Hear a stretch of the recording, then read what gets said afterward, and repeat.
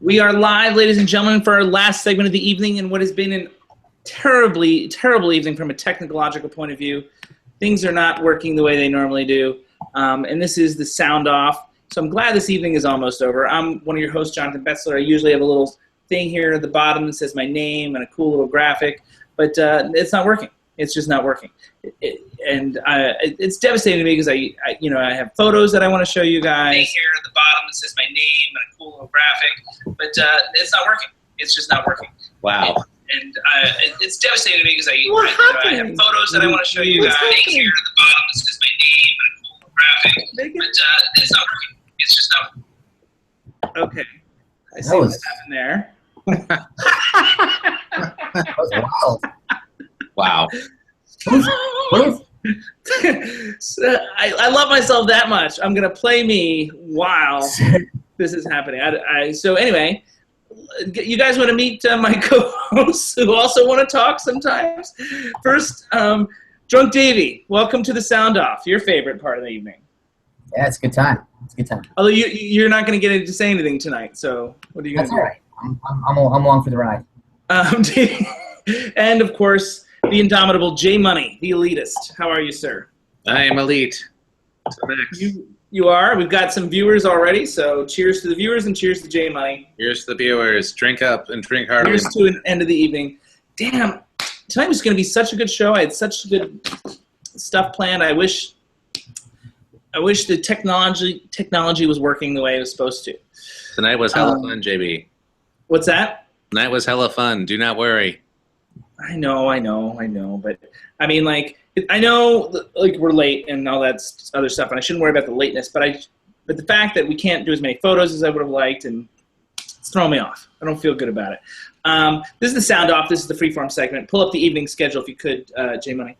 No crap. Wait, schedule, we're at the last thing. Do we even need that? What? We're at the last thing. Do we need the evening schedule? Yeah, because it talks about other shows that we've talked about tonight, and it drives traffic to other shows. You got to trust me. I wasn't ready for that one. Okay. Anyway, so Sound Off is this segment of the evening where we're sort of freeform and we just talk about various sort of things that we want. I do a top 5 usually every Sound Off, and we have various little segments that we do, and we'll talk about that momentarily. Here's what we've done so far tonight. Shit. I thought you were done. I'm only just beginning. Oh my God! Hang on. Here we go. All right, there you go. See what happens when I'm not in control of the photos, ladies and gentlemen. Insane. It all falls apart. Fantastic Beasts and where to find them. We had so many things planned to talk about, but we didn't get to do very much of them. But that's how we started the evening. Off Hours was a much better show. We started to get into a rhythm. Any spotlight for that? Our classic feature. We really talked a long time about Nashville. How do you guys feel about the Nashville show that we just did? That was good. I feel good. Yeah. Let me just say that there's a major disagreement in the Nashville show. So it's definitely worth checking out from that point of view. And now is the Sound Off, where I'm going to try and answer some Twitter questions. I have some announcements. I'm going to do a second run, I think, and also my top 5. So we're going to try and get through the most of it quickly so we have time for the top 5. First thing is some announcements.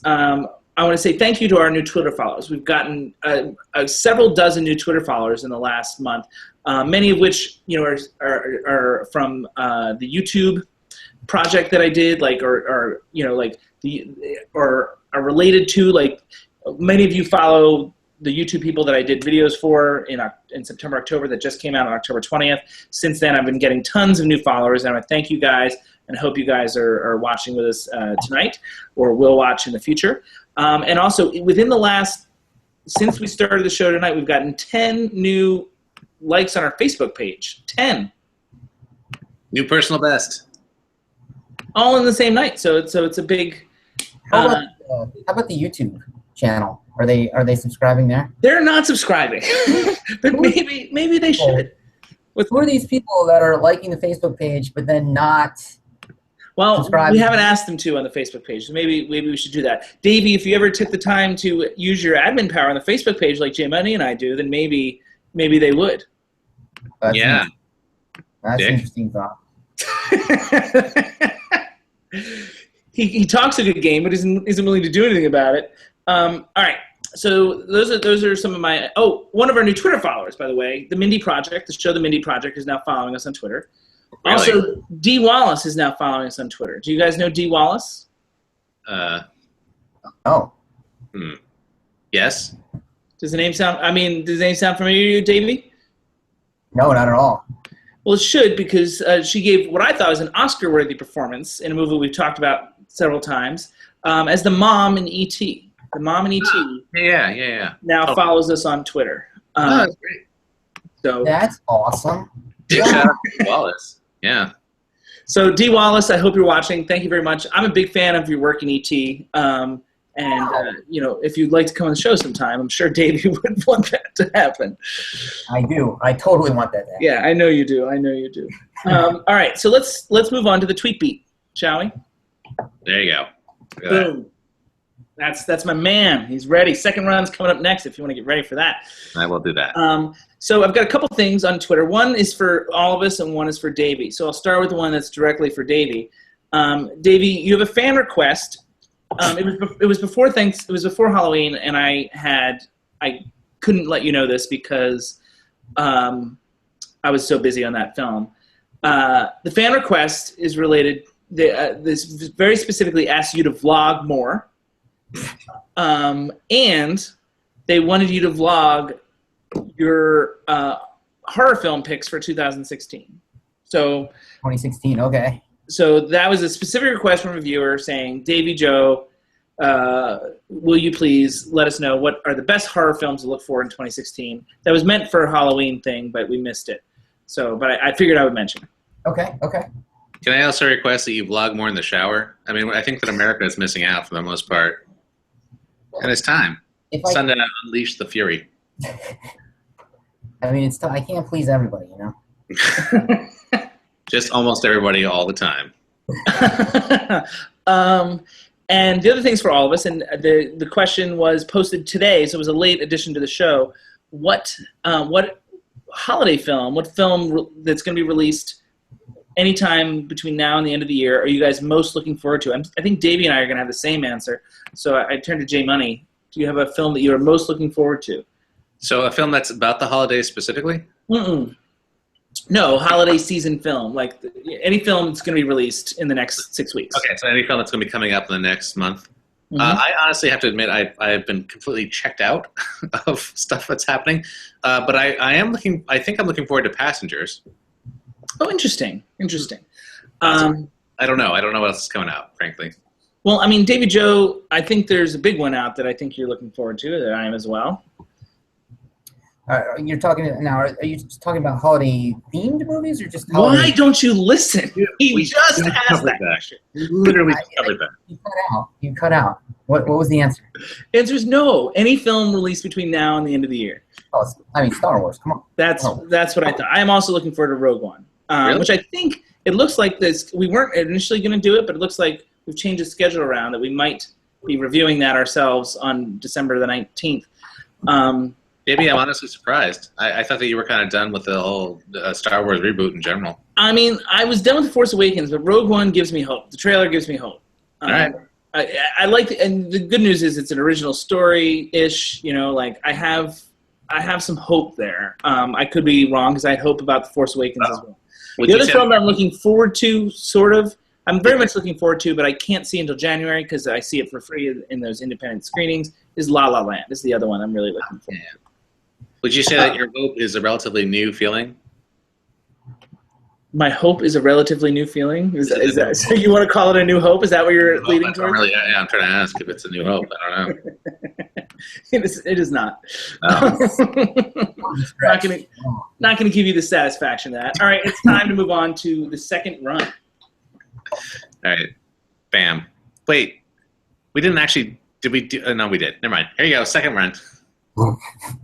What didn't we do? Nothing. Forget it. Go on. Okay.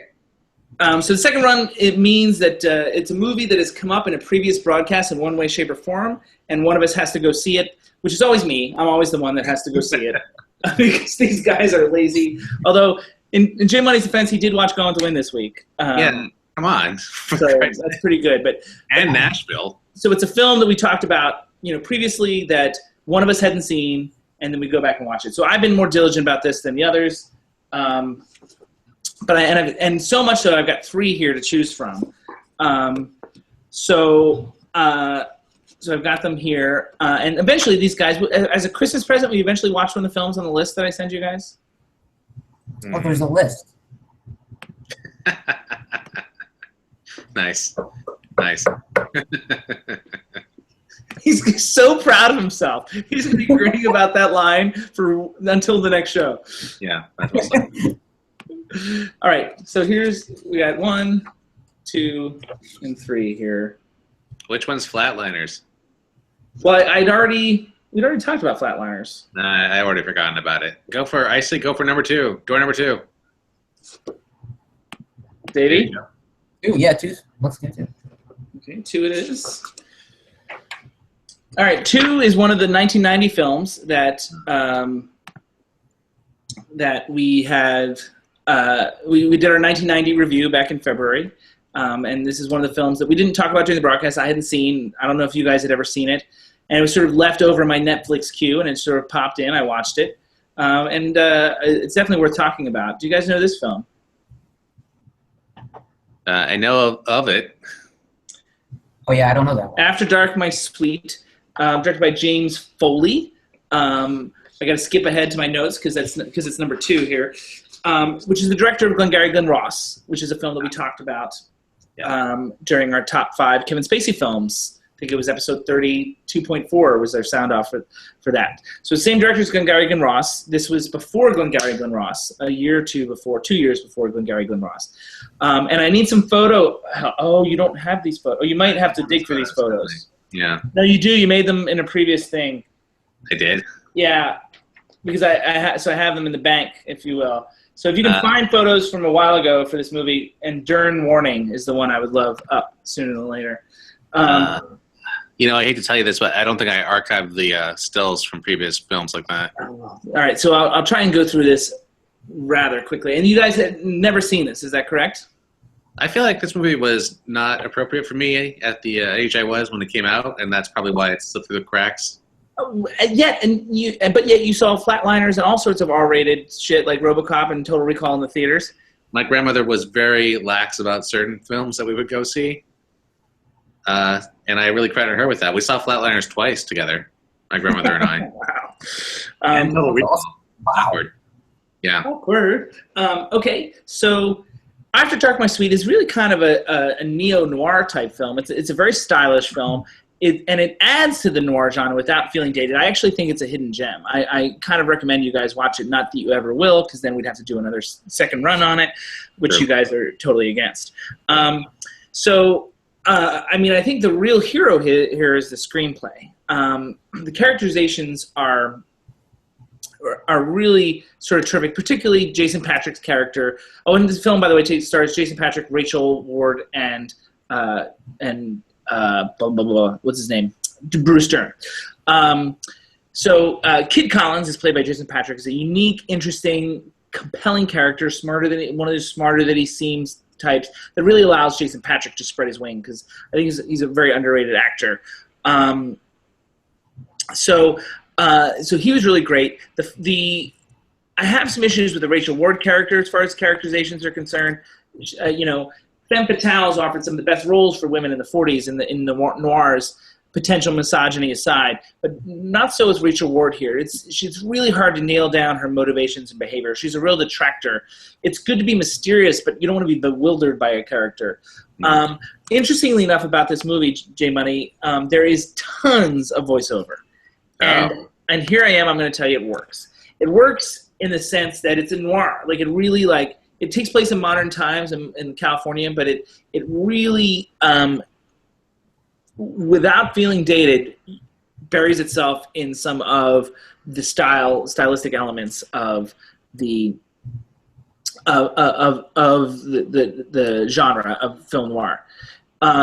It has it's tons of VO, but it was so literary, the VO. It's the kind of VO that doesn't tell you what is happening. It tells you additional. It actually adds to the story instead of telling you and not showing. You know what I mean? Like it's very literal, descriptive VO that sort of like added to the literary quality of it. The plot got convoluted in points, unnecessarily so, kind of like The Usual Suspects, which we talked about when we talked about Usual Suspects in episode 32.3. So it got a little convoluted at times, and the climax was a little disappointing and strange. So I mean, like, I'm not saying it's a perfect film, but it's definitely was a real nice surprise. One of the best things about it, and we don't talk about this enough, and I was lucky enough to watch the film with my cinematographer, JW. Is the cinematography itself was outstanding. A very great and innovative use of the dolly and Steadicam at just the right moments. Like, you know, I always have an issue when camera movement isn't motivated, and in this case it was. And my cinematographer was very impressed, and with the lighting as well. It's very lush lighting. I had some pictures that I was going to show you guys that demonstrated this, and you know, nothing's working. I'm going to try and see if I can get it to work now. Nope, still no good. Stupid Google and their errors. Like, I can't deal. Why are you doing this, Google? I'm upset. The other thing that should be a tidbit, which is another graphic that I usually have here, the best boy electric on this film was a gentleman by the name of Claudio Miranda. Does that name sound familiar to you guys? Not even a little. Do you know what a best boy electric is? Yes. What is a best boy electric? It's the best boy of the electric set. It's the guy that does, doesn't he, like, yeah, I don't really know. It's a guy that does stuff. Look, it's a small child that's hired illegally to hang, like, wires out in the open. That is obviously what Best Boy Electric is. I don't even know why it's up for grabs. So that's obviously what it is. The Best Boy Electric, do you know who's in charge of the lighting technician on a film? Do you know what that person is? Yeah, sure. But, I mean, this is a kid, right? No, I'm saying, do you know what that role is called? The electrician? No, they're called the gaffer. Okay, the gaffer. Wait, who's the guy that tapes things? Isn't that the gaffer? That would probably be the grip, sometimes the gaffer. Usually it'd be the Best Boy Electric that tapes things. The gaffer. Oh, okay, so I was okay, fine, fair enough. There is gaffer's tape, but if that's what you're getting at. But yeah, the gaffer's like works with the DP and is in charge of the lighting, essentially. Sure. I'm simplifying it, but they execute the lighting plan of the DP. And the Best Boy Electric is the second electric in command. Like, they're right underneath the gaffer.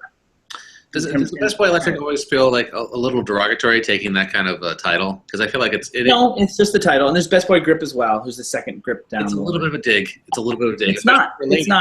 And I think we're all really missing the point. Anyway, so my point is this guy, Claudio Miranda, and like a lot of our audience knows who this is. So Claudio Miranda was the Best Boy Electric on this movie. So you guys do not know the name Claudio Miranda. It's not ringing a bell. He's now one of the biggest DPs in all of Hollywood, having shot Life of Pi. He won an Oscar for Life of Pi. He also shot The Curious Case of Benjamin Button, was David Fincher's cinematographer for a little bit. So it was interesting to see that Claudio Miranda had worked on this film in 1990 and has moved his way up the ranks. So that's the fun little tidbit that I find fascinating, and our viewers probably find fascinating, because our viewers really, like they watch the show for trivia tidbits like that. Yeah, I mean, unfortunately, I don't watch the show, so that's why it's kind of It explains so much. Even when he's on it. So much. Davey Joe, do you watch the show? I watch probably half of them. Probably half. That sounds about right. That explains half our views. Yeah. So the other thing is the score was done by Maurice Jarre. This is the last little thing. Maurice Jarre, who did the score for Lawrence Arabia, which is a film we talked about in early going, did the score for Dr. Zhivago, is a film we talked about in the early going, did the score for Ghost also in 1990. But this score is really good and unusual for him in this After Dark, My Sweet. It's beautiful, artistic, effective, atmospheric, very unusual in his milieu. So there's a lot of good things about After Dark, My Sweet. It's hardly a perfect film, but it was a nice surprise because it's flown under the radar, I think, for many years. But it's definitely, out of a lot of the films that we've watched, it's definitely worth watching. Okay, noted.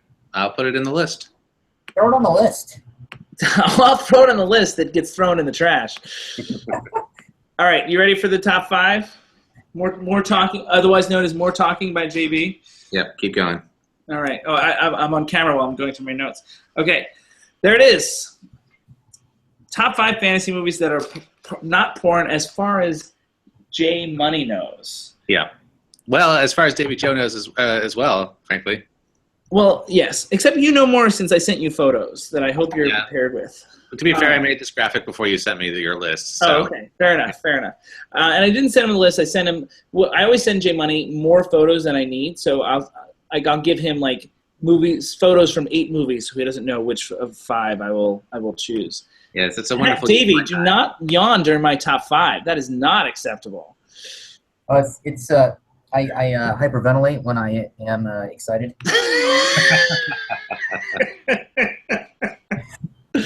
All right, so this is based on a discussion of Fantastic Beasts and where to find them. So these guys have challenged me to come up with the top 5 fantasy movies of all time. And I think when we think of fantasy movies, the prototypical one would be like the Lord of the Rings trilogy would be a good example of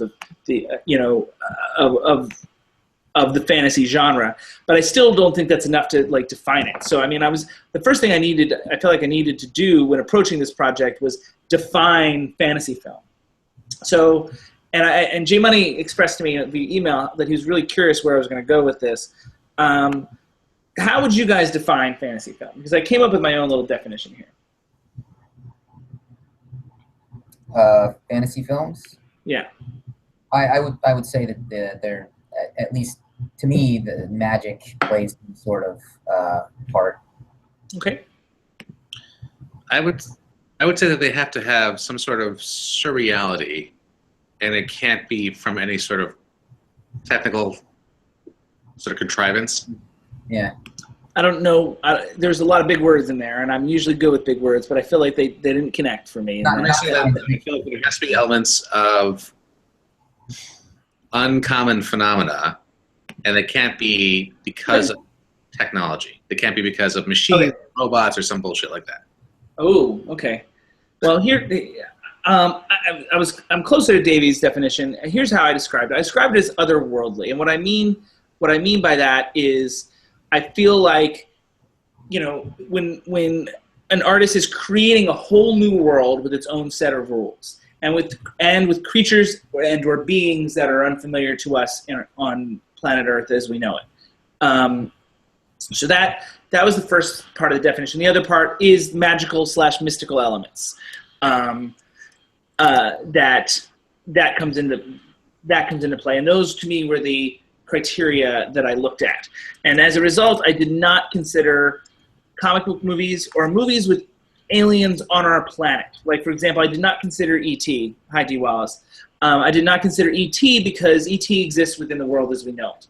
Even though E.T. has some magical powers and is a being, from another world, he made don't look at me like that, he made the bike fly. You know what? I think that E.T. is sci-fi. I don't think it's fantasy. I agree. I'm saying that's why I didn't consider it. Okay. Well, I don't think. In fairness, like E.T. passed in my brain slightly because I felt like it has its tone is sort of magical and whimsical in a certain kind of way. But I'm not considering it. But I wanted to point out to further define the genre. I wanted to point out why I'm not considering it. I also didn't consider Lord of the Rings because it qualifies, but I just don't like them films very much. I also wasn't. What's that? Sounds like you considered them and you just didn't like them. That's what I meant. Yeah, that's basically what I'm saying. I did not consider them because very, very hard because I didn't like them. And I never really truly. Did I say I didn't consider comic movies? I said that already, right? Yeah. I never truly. Harry Potter qualified certainly, but I never really loved those movies either, except for one. There's one of the films that I liked, and maybe or maybe not. We're going to talk about it. So I don't know how to communicate to J Money without. I guess I just got to say the name of the film, and you got to pull up the photo. I'm tempted, I'm almost tempted to guess ahead of time, but then I don't want to give anything away. So it's up to you. Yeah, don't do that. When you're done, can you ask other movies that may have qualified? I don't want to ask now because if it's one of the movies, then you know what I mean. Yeah, so I think don't ask now. We'll talk about it at the end. J Money, do you want to write something down? No, just you can call it out if you want. It's fine. All right, so I'm going to start with number 5, and it's a movie I haven't seen in a super long time, but I still remember all the details, and it left an indelible impression on me. And the photo you're going to look for is called Meeting, and it's from The Adventures of Baron Munchausen. I did not get this one correct. Okay. Let me know. Okay. So The Adventures of Baron Munchausen. Have you guys seen The Adventures of Baron Munchausen? Yep. No. From the visionary mind of Terry Gilliam, it details the very tall tales of a real 18th century adventurer named Baron Munchausen. It's an underrated masterpiece to my mind. I think it is more fun and less dark than Brazil. Everybody loves Brazil. I like Brazil, but this film really touched me a little more. It's a love letter to imagination. If we can find another photo, Balloon Arrival, I think would be a good photo if you can find it, J Money. Yep. The design elements are top-notch. The script is very funny. John Neville is outstanding with a Colonel Blimp type portrayal, if you know the life and times of Colonel Blimp, taking his adventures very seriously. I guess Don Quixote would be another good example. It is like Monty Python meeting Don Quixote in this film. It's a really, I think it's a really special film. Oh, the photo went away. I just see J Money. You're just cutting to it. I don't know when you cut this stuff. Yeah, I know. Yeah. There you go. It's back up. There we go. Cool. So that's all I have to say about Munchausen. It's been forever, but I mean, when really looking at it, it certainly qualifies, and I think it's a really special movie. Right, Greg? Yeah. It's always special. Hold on, Greg. This is Greg, by the way. Do you want to make your cameo that you always like to make? Well, I'm in my pajamas. He's in his pajamas. Have you seen The Adventures of Baron Munchausen? I have. I love that film. He loves the film. J Money? Yeah, I mean, I own it. I've seen it many times. I saw it first when I was a kid, I believe. I mean, I'm probably around 12 or 13. Mm-hmm. I'm happy to find that I still really appreciate it as an adult. It was actually my entry to Terry Gilliam in a lot of ways. Even though I was familiar with Monty Python in general before that, I didn't really ever understand Terry Gilliam and his role. And it was just a movie, when I saw it, that completely blew my mind because it was full of all these kind of character actors that we recognize. There's a lot of famous people in this movie. Robin Williams, Uma Thurman. Yeah, and well, in fact, it's funny because Uma Thurman's in this a pretty memorable scene, and I remember this was definitely before anything that she popped up in terms of Tarantino films, and I remember seeing her in this movie and looking into her, and then being weirdly surprised when she became this overnight phenomenon in in Pulp Fiction. So it was a weird connection because these really were not very far apart in terms of the time frame for these movies, but this movie, I just happen to love this movie quite a bit. So. Well, I'm glad. So you approve of its presence on my list. Yep. David Joe? I haven't seen it. I'd like to. Maybe someday. You would like to, but you won't watch it. I mean, we got so many movies, man. It's a lot. It's a lot. I'm watching a lot too. This is the job. We're trying to grow the brand, man. No, I hear. Speaking of. Moving on to number 4, if we could. So this is going to be probably a more obvious choice. But there's a reason it's on the list because it is one of the most beloved of the movies of all time, even 77 years later. Oh, all right. And I think you're going to look for Scoobies would be the photo. No, Both Witches would be this photo I'd like to do here. Both Witches? Yeah. You know what it is now, Davey? Oh, I there. What's that? I have a guess. Guess. Wizard of Oz? It is The Wizard of Oz at number 4. Now, I'm not a crazy kook for The Wizard of Oz, but I'm not going to tell you it's a bad movie. I mean, it's disappointing in the grand scheme of things in the sense it doesn't try and reinforce the allegories elements from the book, so it feels like it could have been more. But it's still very effective and impactful. When you get a chance, Jim, you can switch to the picture called Scoobies. Yep. I think it's taken for granted now to some degree, but it's super inventive. Think about it. The talking scarecrows, tin men, cowardly lions are now a part. Those concepts are part of the fabric of our society. But it's because of this movie, more than the book, because the movie got the ideas out to the masses. And of course, music plays a big role. If you're able to switch when you get a chance to Over the Rainbow, yeah. There you go. Over the Rainbow, considered the greatest song of the 20th century by the ASCAP, the Society of Composers and Music Writers. And to connect it to our last show, where Gone with the Wind played a role, this was the same director as Gone with the Wind in the same year. Trivia tidbit, if my lower third thing was here. Victor Fleming directed both Gone with the Wind and The Wizard of Oz, two of the biggest films of all time, both in 1939. Talk about a good year. And then never really directed a good film after that. Now so, Blue is load on 39. What's that? Now Blue is load on 39. I mean, he created two amazing icons. Yeah. And like how much he directed Gone with the Wind is arguable. Like, you know, he got sick at one point. And Sam Wood had to direct some scenes. George Cukor had to direct. Like, Gone with the Wind is a complicated process, but either way, Victor Fleming, it's still a pretty good year, regardless. So that's Gone with that's Wizard of Oz. Davy Joe, what do you think? It's a good pick. You like the film? Oh yeah. I mean, I absolutely love the film. Ever since I was a little kid. J Money. I don't believe that David Joe was ever a little kid, but I also agree that Wizard of Oz was actually a good movie. Also, I would say it has one of the most disturbing sequels ever made. Are you talking about Walter Murch's Return to Oz? Yes. One of the most disturbing movies ever made. Walter Murch is I love him, but one of the most disturbing men ever made. All right, let's get ready for number 3 here.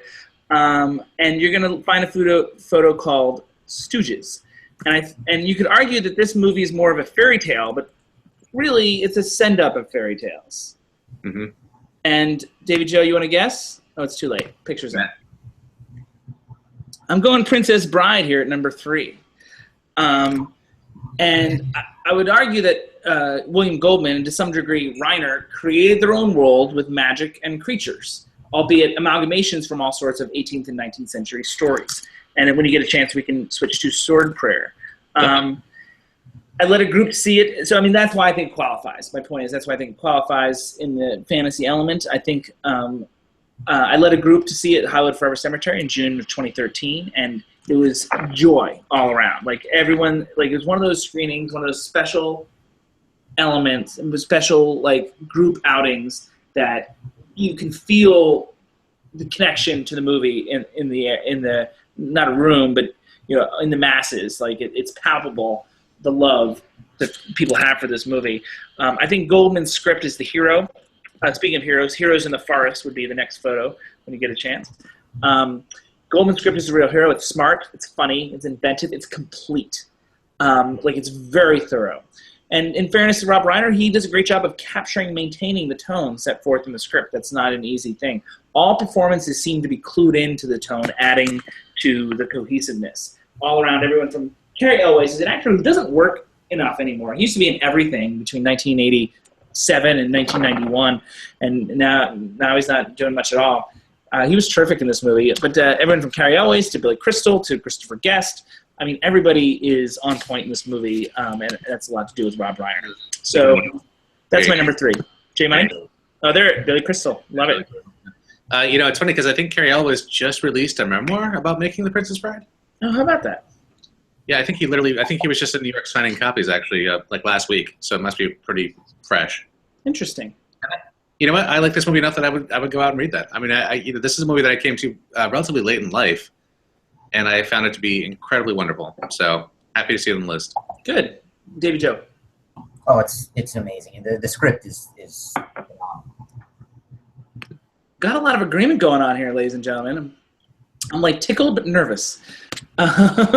So I'm going a little bit older for number 2, guys, and so that should be the cue for Davy Joe. I'm looking for J Money. I'm looking for a photo called "Reflecting Pool." And this is number 2 is going to be Frank Capra film, and Capricorn, of course, is the ultimate fantasy world to some degree, if you could argue.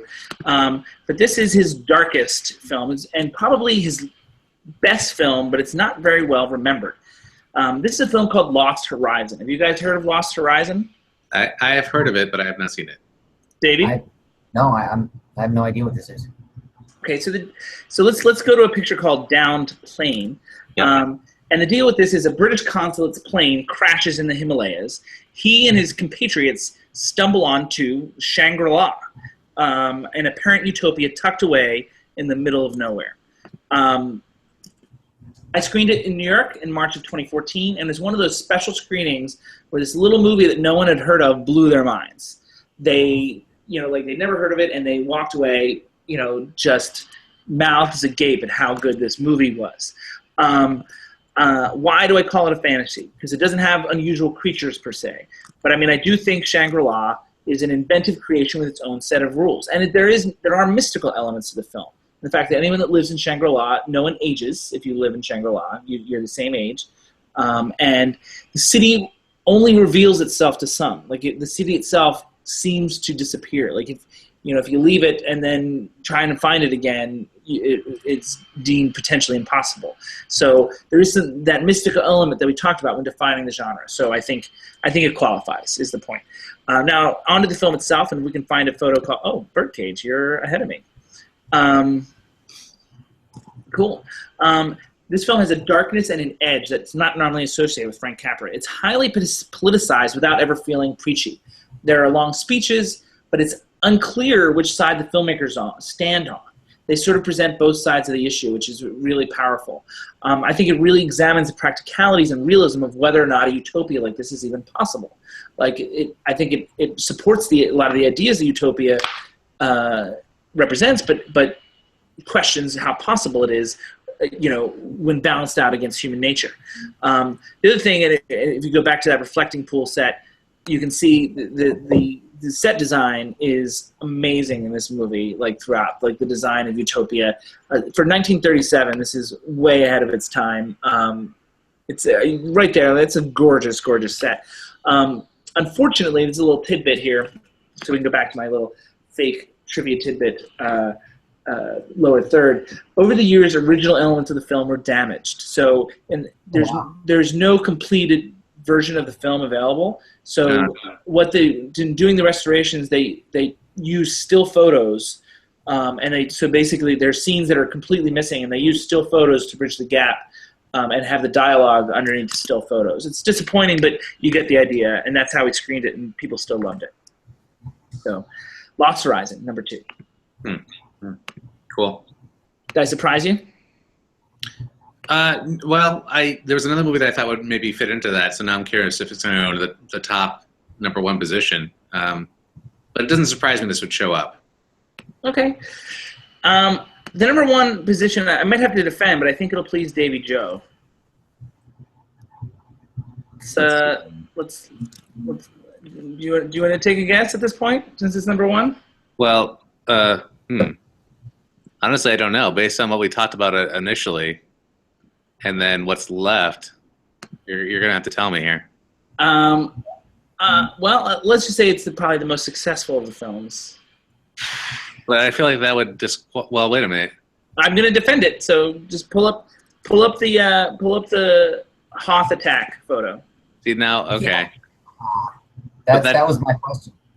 That to me is disqualified. I don't think so. Well, it's disqualified by your rules. I didn't say anything about technology. You did. But it's both. It's both. It's sci-fi. Half of it. I don't think it's real sci-fi.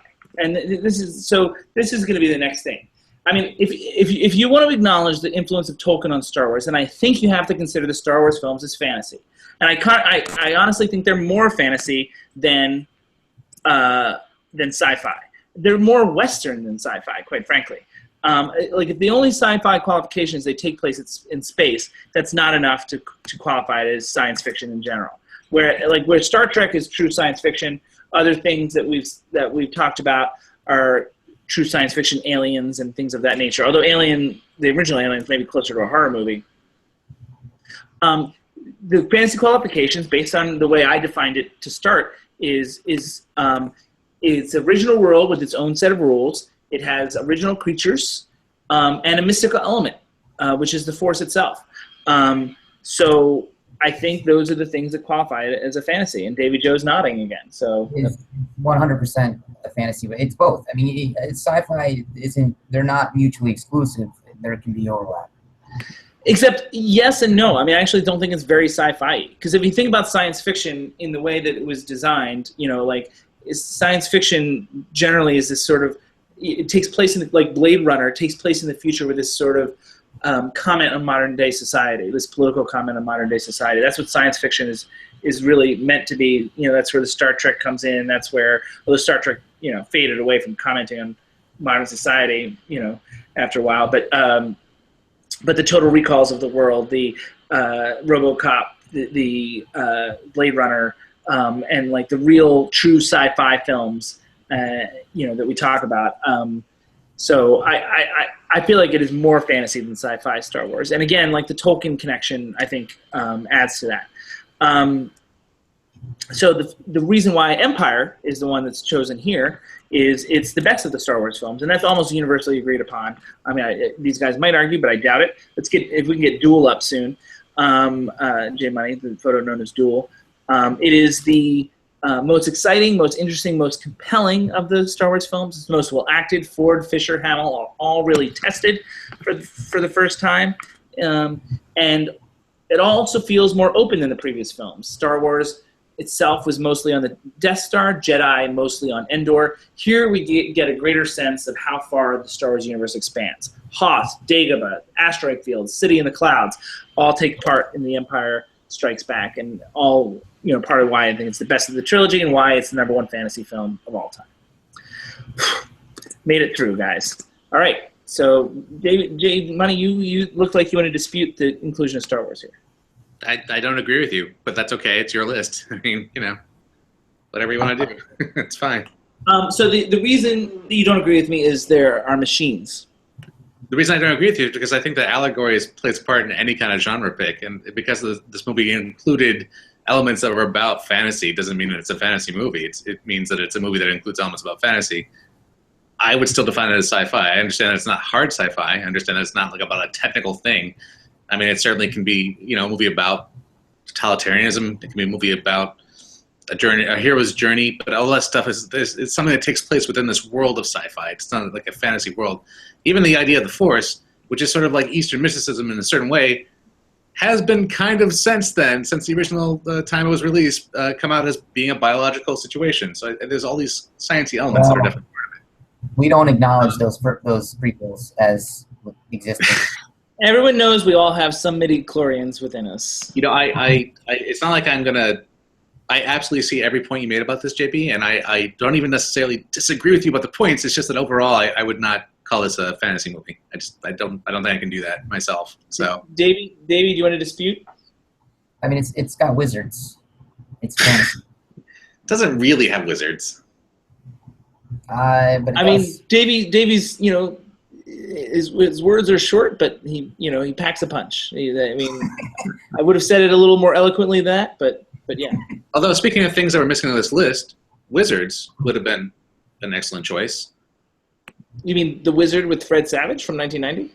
No, I mean Wizards, the animation from the late 70s. I don't know that film. I don't know that. So one what else do you feel like what else do you guys feel like is missing here? The #1 thing that for me that I thought might show up on this was Legend. Legend to me is sort of like the top end of fantasy film. It's definitely a fantasy film. I don't enjoy Legend. I understand it's just beautiful. I personally like Legend quite a bit, but I get that it's not everybody's thing. So, you know. Davey and his haircut are thinking real hard. You ruled out Lord of the Rings. I don't know Lord of the Rings from. I'm not on grounds of not being a fantasy film. It's clearly a fantasy film. You don't like the movies. I just don't like the films. I mean, there's a ton of things from our childhood that would certainly qualify. There's the Never-Ending Story. There's the Never-Ending Story, but I mean, the Never-Ending Story is not. It's just not that good.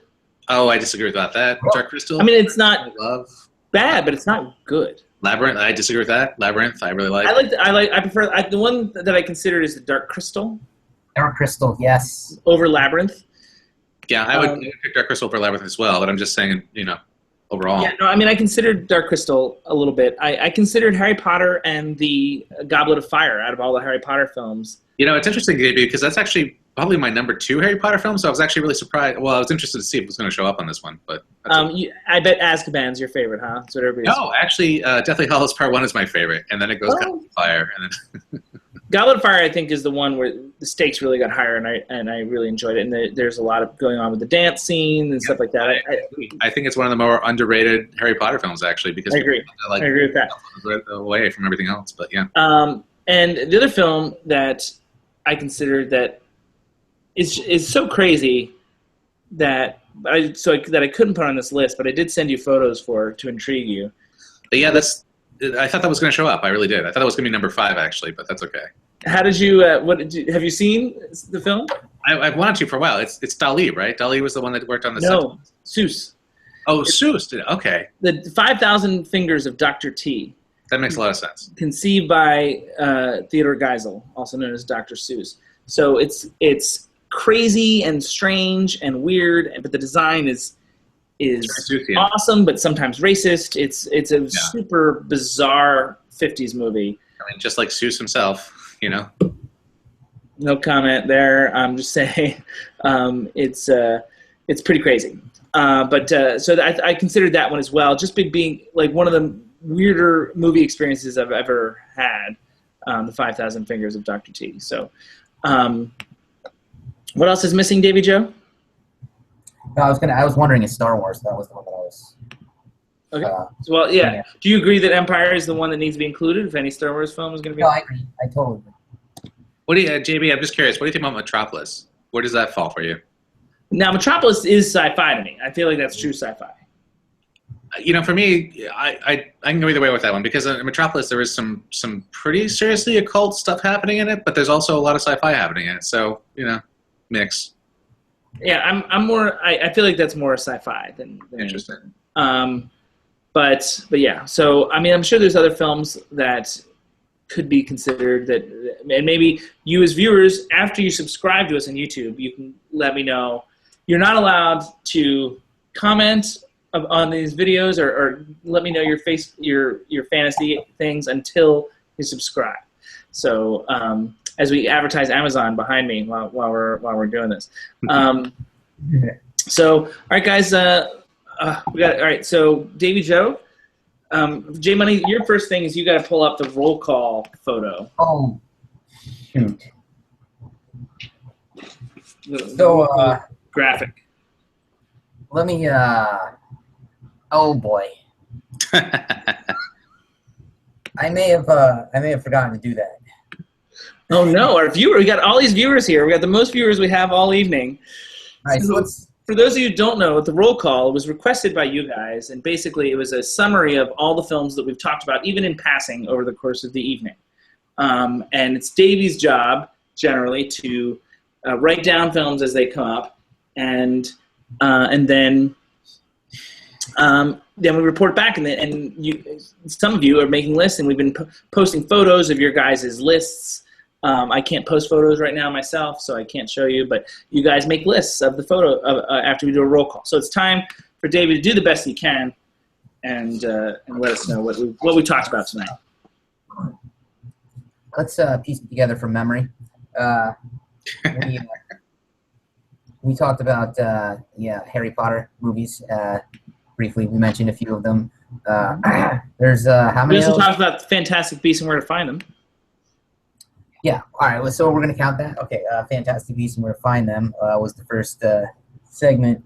Then we, so that implicated a number of different Harry Potter films. While we're here, since we're on a sound off, one thing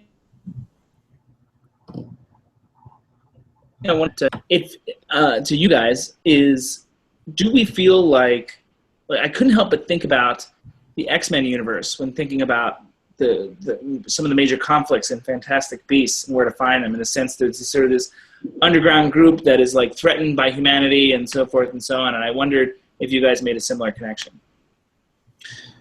Yeah, although I would go back to saying this is one of the faults about Fantastic Beasts. It brings up this idea, it sort of introduces a basic sense of it, but it doesn't actually explore it in a way that sems coherent. And I think it actually was kind of lost on a lot of people. Well, I mean, it felt like the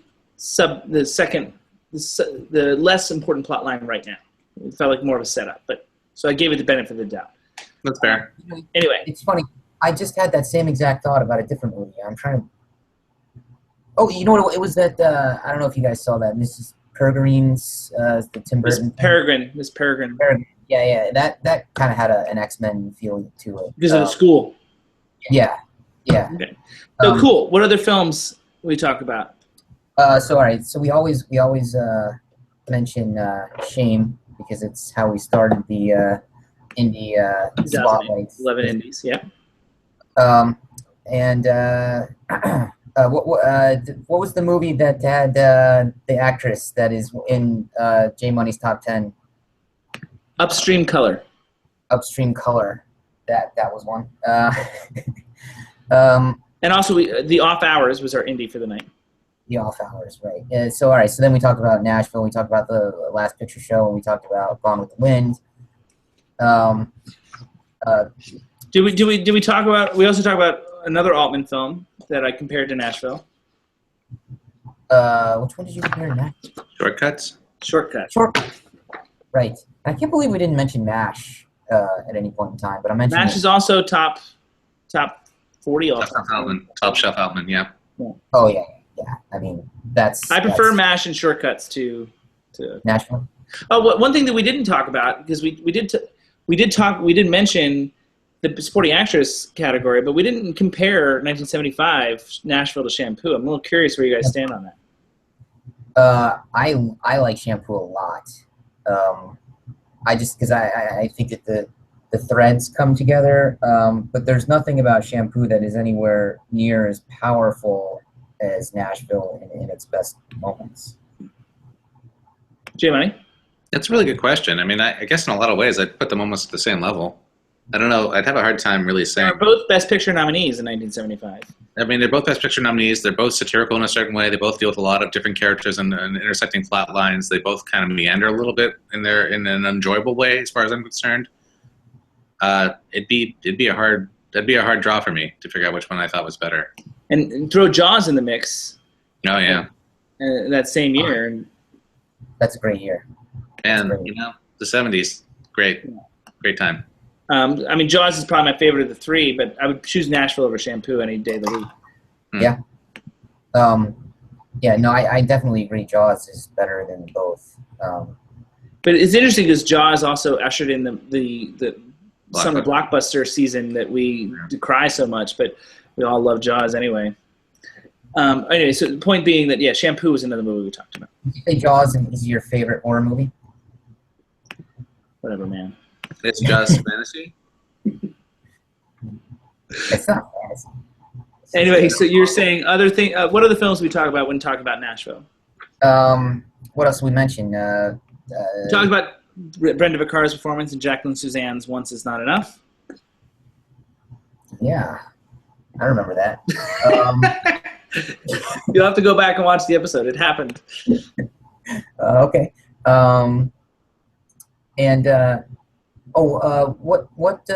Who actually won the Golden Globe? What didn't Brenda Vaccaro and Jacqueline Suzanne's Once Is Not Enough. And it won the Oscar? The Oscar was Lee Grant and Shampoo. Gotcha. Got it. Okay. So are we through that segment now? Yes, I guess we are. I mean, There's also like Gone with the Wind and Last Picture Show. He did that. He mentioned those. Okay. Then you did your second run film, which was a movie that had a bunch of words in it.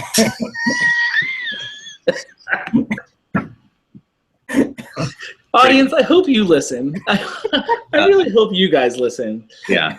Because Davey clearly does not. Well, once you told me you were going to add it to the list, J-Money, do you want to tell him what the name of the film? I think it was After Dark, My Sweet. Right. Was it? Bunch of words. And that was. So you're saying you're gonna, once you get the spreadsheet, you'll be like, then you'll remember what it is. Right.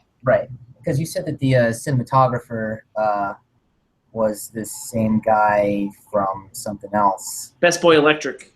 Best Boy Electric. Fuck. You're terrible. All the Flyers. Yeah. Okay. Well, I mean, I have a feeling our viewers are loving how you struggle right now. I mean, the roll call is by far our most popular segment. So I don't. Do we have any It kind, actual? it kind of is. It kind of is. All right. Well then, let's see what else. So what else did he do? That Best Boy Electric. Life of Pi and the Curious Case of Benjamin Button. Okay, because you mentioned both of those. I remember. And then let's see. You did your top 5, which I won't rehash that because. Oh, one thing I will add is I also managed to mention Flatliners. You did mention Flatliners and Total Recall. We talked about. It's true. Other things I saw with my grandma. Your grandma. Yeah. We talked about Metropolis. We talked about RoboCop. RoboCop. That's right, RoboCop. Blade Runner. Blade Runner. Legend. Legend. Dark Crystal. Labyrinth. Labyrinth. Never ending Yes. story. Neverending Story. Never-ending Story. I mean, because honestly, J Money, are you going to say Neverending Story? Like, it has its qualities, but top 5 all-time fantasy over those films that I mentioned? Well, obviously, I think it beats Empire on a technical sense. In terms of Technicality. Yeah. on the category. In terms of category. Okay. You're wrong, but okay, I'll give it. If I don't think Empire is fantasy, then I'm not going to put it in my list one way or the other. But I mean, you haven't seen Lost Horizon, but Wizard of Oz, Princess Bride, and Munchausen are all better than Neverending Story. Princess Bride, yeah. Yeah, I guess so. I guess I'll give you that.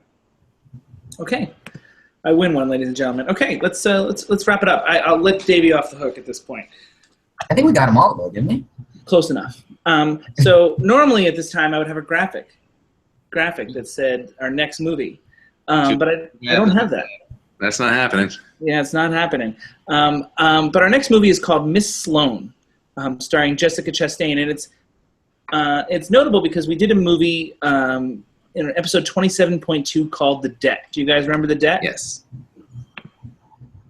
Well, this Miss Sloane reunites the director of The Debt, John Madden, with Jessica Chastain, who also starred in The Debt. They're reunited for this movie, Miss Sloane, which is one of the first American releases from this Luc Besson's new distributor called Europa Corp. And that's coming out in a couple weeks, and we're going to be reviewing it on Tuesday, December 6th at 8 p.m. Eastern, 5 p.m. Pacific. Cross your fingers that these technical issues are resolved, and I can relieve J Money of his photo duties so I can get back to doing it myself and just controlling everything. Otherwise, I'm very uncomfortable if I'm not in control. So that's Miss Sloane, Tuesday, December 6th. Do you guys have any closing thoughts that you want to leave the viewers with? Oh, sorry, go ahead. He just said it was good, so you're both good. Subscribe to our channel. We don't have enough subscribers. We need you. So please subscribe to our channel. J Money will kiss you if you do. Yeah, anywhere you want. I'll tell you what. Here's what I'll say. The next subscriber will be our 25th subscriber. So. Well, we actually had 25 and then we lost one, but. I know, I saw that. That's disappointing. But basically, what I'm going to say right now is that if you become our 25th subscriber, JB will come to your house and stay with you for a week. No expenses paid. 1 week, JB at your place. It depends, but he didn't discuss that with me. So on that note, subscribe anyway. Subscribe and I won't do that. Maybe that's the better incentive. Anyway, in the meantime, December 6th is our next show. Miss Sloane, we got indie, we got a classic, and we'll have a sound off, including a top 5. And Davey will have his diatribe back next time. Yeah. And with that said, this meeting of the No Name Cinema Society is adjourned.